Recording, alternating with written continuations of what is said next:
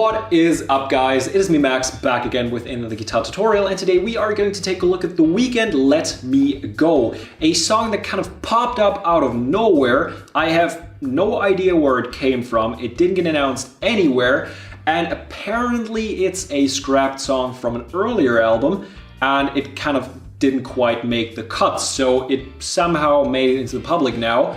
And if by the time you're watching this video there are any updates on what this song actually stems from, please let me know, because I'm deadly curious. And the song is super fun to play on guitar because we don't really have a lot of standard chords here. It's quite extraordinary, and we have this background guitar that I'm actually not going to dive into because it's mostly improvised and kind of loosely sprinkled into the whole thing to keep it moving, to keep it fresh and exciting. And I'm just going to give you some basic guidelines on what to do there. And we need a capo on the first fret. We are in standard tuning, and let's roll. So first of all, let's take a look at the one single chord that we need in the intro, and that is going to be a G minor.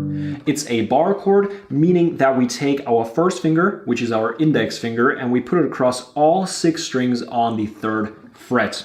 Now we put our 3rd finger onto the 5th fret on the 5th string and our pinky onto the 5th fret on the 4th string. That is a G minor. And what we do in the intro is we actually just kind of go down and up over and over again until we get into the verse. The first half of that verse is our main riff. We're going to play that in the chorus as well and in the outro.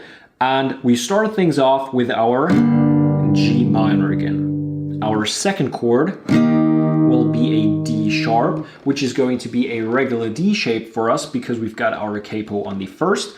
So we've got our first finger on the 3rd fret on the 3rd string, second finger on the 3rd fret on the 1st string, 3rd finger on the 4th fret on the 2nd string, and we don't want the 6th and 5th string to make a sound, so we take our thumb, we wrap it around the top, and we mute those 2 strings. I hope you guys won't be as distracted as I am right now, and I hope you just can't hear it, but I'm pretty sure there is something large living inside of my wall, and that is making a lot of noise, but I'm going to ignore that, and I hope you won't even be able to hear it. So far we've got that G minor, that D sharp, and our next chord is going to be a C minor.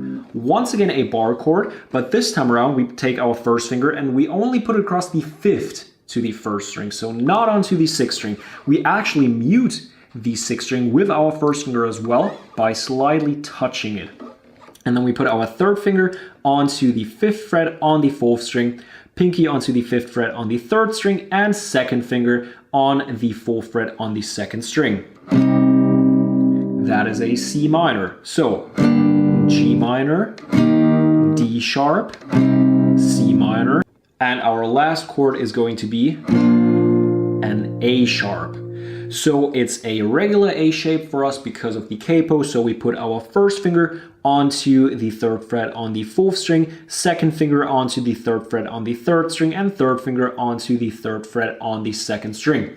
And we want to mute the 6th string here, the lower E string, so once again we take our thumb, we slightly touch that, and we're good. Those are our chords: G minor, D sharp, C minor, and A sharp. And what do we do with those chords? Well, it's actually rather simple. We just go down, up. So 4 times, and we just let it ring, or you can mute the strings, that is totally up to you. Then we go onto our D sharp 4 times, our C minor.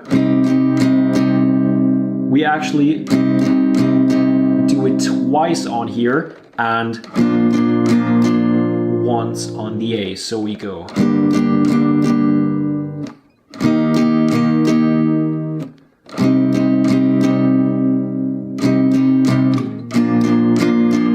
just like that. And that is the large majority of the song. We've only got one single variation of that riff here, which we are going to take a look at right now. after having played this riff twice in the first verse, we start the next riff off with our D sharp.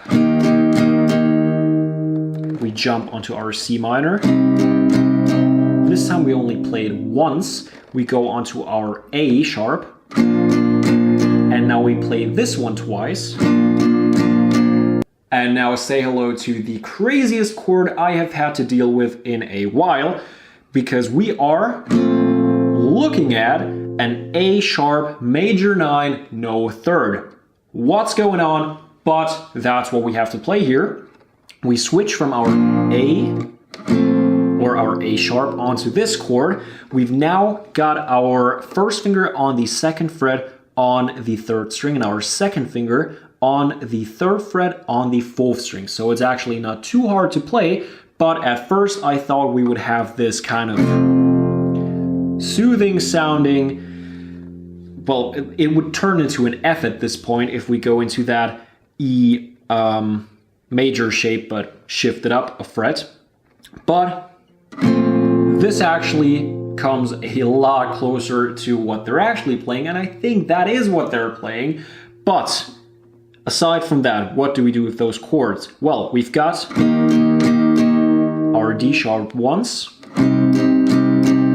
our C minor once, and our A sharp twice, and our A sharp major 9, no third once. And that is the other riff we have in the song, and that is basically the entire thing. And as I said earlier in this video, solo-wise, I would pretty much improvise, because we've got random stuff going on, like